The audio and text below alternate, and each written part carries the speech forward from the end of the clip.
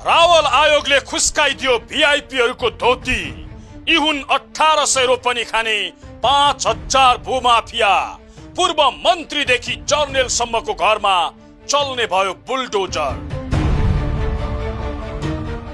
31 वर्षदेखि लुकाएको फाइल खोल्दै बालेन शाह नेतृत्वको सरकारले सरकारी र सार्वजनिक जग्गा खोज्ने निर्णय गरेसँगै दर्जनौं भिआइपीहरूको मुटुमा ढ्याङ्ग्रो ठोकेको छ।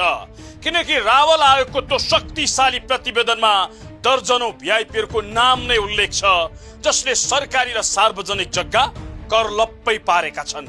पूर्व सचिव रामबहादुर रावलको अध्यक्षतामा गठन भएको आयोगले 2052 सालमा बुझाएको प्रतिवेदनमा काठमाडौँको मुख्य शहरी क्षेत्रमा मात्रै प्रभावशाली व्यक्तिहरूले 1859 रोपनी सरकारी तथा सार्वजनिक जग्गा मिचेको उल्लेख छ।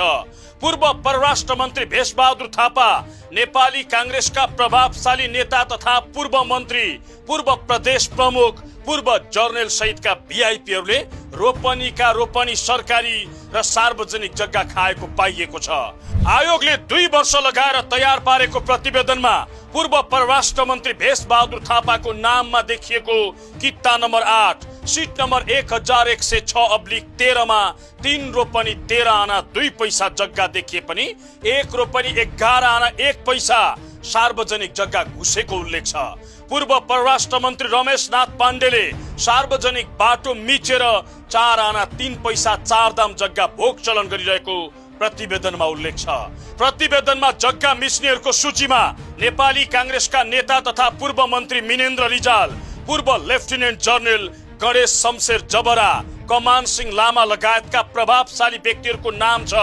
प्रतिवेदनमा डाक्टर किशोर राज पाण्डे, हरिबहादुर थापा, पूर्व प्रदेश प्रमुख राजेश ऐराज, इन्द्र कुमार चामलिङ, रेणुका गौतम, कुसुम अग्रवाल, डाक्टर वेद प्रकाश उप्रेती, डाक्टर प्रकाश जंग रायमाझी, कीर्तन कृष्ण भट्टराई, अन्नपूर्ण गुरुङ, भव कुमार उपाध्याय, सुरेन्द्र प्रताप शाह, वासुदेव सापकोटा र महेश चन्द्र अर्याल सहित 5000 जनाको नाम छ। रावल आयोगले काठमाडौँका प्रत्येक वडाका जनप्रतिनिधि समेत राखेर तयार पारेको विस्तृत अध्ययन प्रतिवेदन 2052 सालमै सरकारलाई बुझाएको थियो। जुन प्रतिवेदनमा 1859 रोपनी सरकारी तथा सार्वजनिक जग्गा मिच्नेहरूको सूची नै उल्लेख छ, जुन सूची हामीसँग समेत सुरक्षित छ।